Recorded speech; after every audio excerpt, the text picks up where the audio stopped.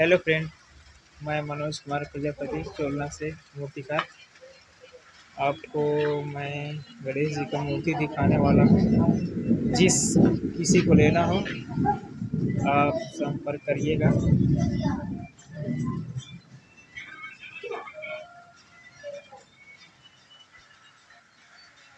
Cut करके कर हाँ, स्टार्ट हो गया। ये आप देख सकते हैं, एक से एक मूर्ति बना है यहाँ गणेश जी का। चोलना में बनता है मूर्ति। दादू प्रजापति नाम है मूर्तिकार का। ये देखिए दुर्गा जी का भी मूर्ति इधर बन रहा है। बहुत सारा मूर्तियां हैं। ये छोटे छोटे यहाँ गणेश जी का मूर्ति भी है।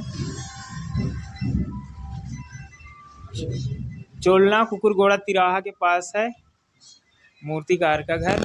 ये देख लीजिए, एक से एक मूर्ति भैया बनाए हैं।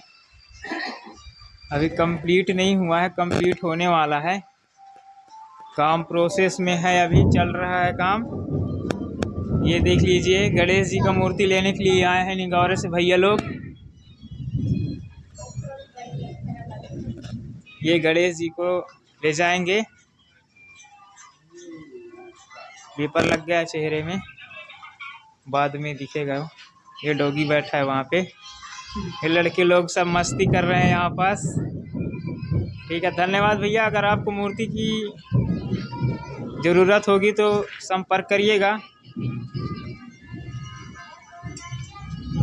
छोटा मोटा मूर्ति